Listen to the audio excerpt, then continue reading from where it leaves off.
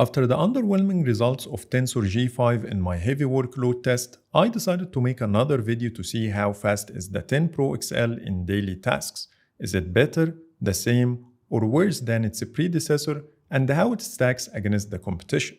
So without further ado, let's jump in.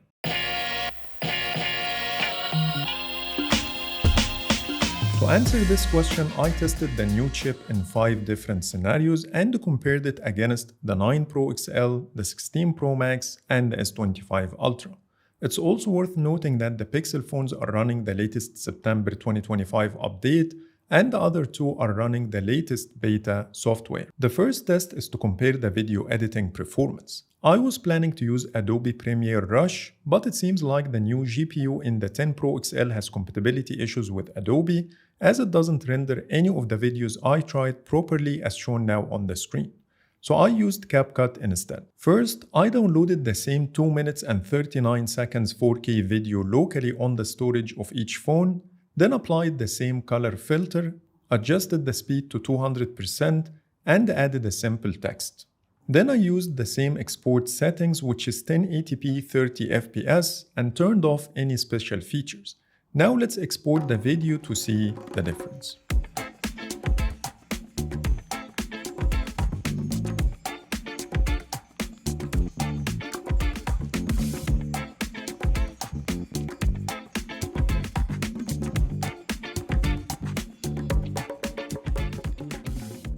The iPhone finished first in 27 seconds, followed by the S25 Ultra in 28 seconds. The 10 Pro XL took 5 seconds more than the S25 Ultra to finish after 33 seconds. And finally, the 9 Pro XL was far behind to finish after 47 seconds. That's a big improvement over last year's model, but slightly behind the competition. And now let's move on to the second scenario. Here I will compare the AI photo editing. I used Magic Editor in Google Photos for this test. And the first round is to move myself on all phones, so let's begin.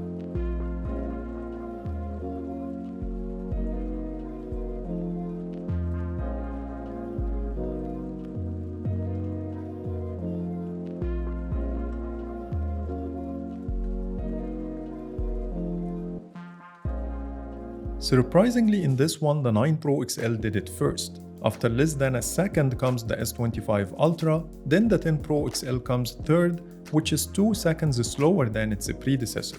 And finally, the 16 Pro Max to finish in 18 seconds. To be fair, the iPhone is the only one that doesn't have the updated Magic Editor, plus the old version returns multiple results, while the newer version only gives one option, which could be the reason why the iPhone was slower, but we still have more to try. Here is the second photo, and this time I will erase myself, so let's see if things will change.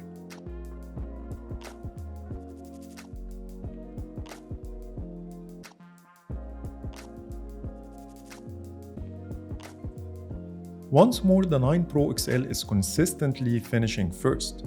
The 16 Pro Max comes second this time, then the S25 Ultra, and lastly, the 10 Pro XL is 4 seconds slower than its predecessor, which is surprising. I didn't expect this result as Tensor G5 did a lot better in video editing, so here is one final round to confirm.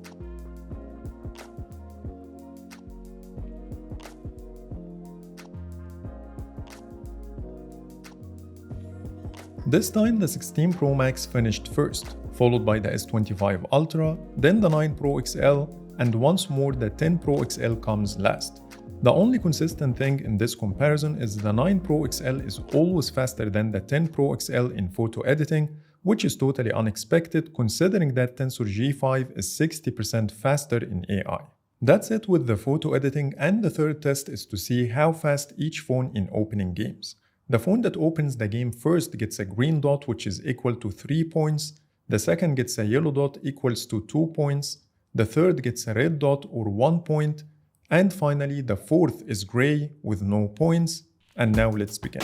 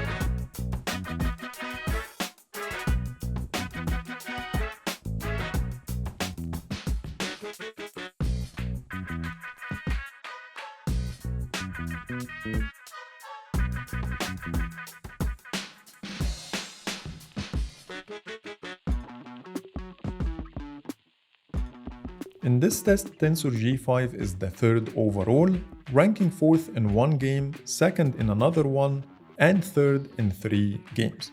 Tensor G4 was the worst here, ranking fourth in most games, while the S25 Ultra is the king, opening 4 games first, and the 16 Pro Max is the second best. Now let's try opening apps to see if Tensor G5 will keep the lead over its predecessor.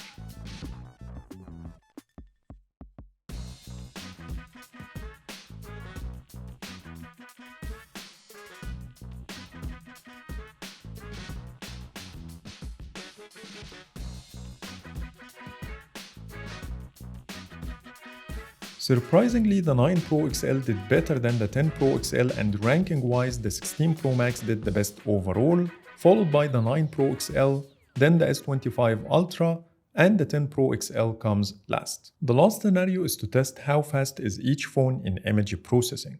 All phones are set to 12 megapixel resolution, then I will keep tapping the shutter key for 15 seconds and count the number of photos captured by each phone, so let's find out.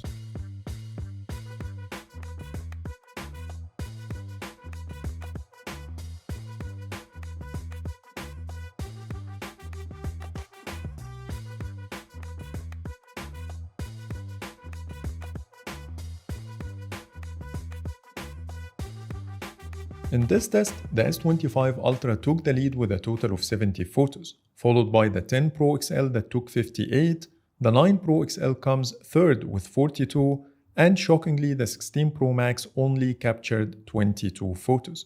It seems like this iOS 26 beta is not doing well in this area. By this, I'm done with the comparison, and here's my final conclusion. Tensor G5 showed big improvements over G4 in certain areas like video editing and image processing, and slightly better in launching games. But for some unknown reason, it was worse in photo editing and the app launching speed. Hopefully, it's just a matter of a software optimization and we will see better performance over time. On the other hand, it's not on the same level of the Snapdragon 8 Elite or the A18 Pro chip, but thankfully it's not far behind. Also keep in mind that the iPhone 17 is just around the corner, so expect the gap to become even bigger. Anyways, that's pretty much it for today. Please let me know what do you think in the comments. But for now, thanks so much for watching and see you in the next video.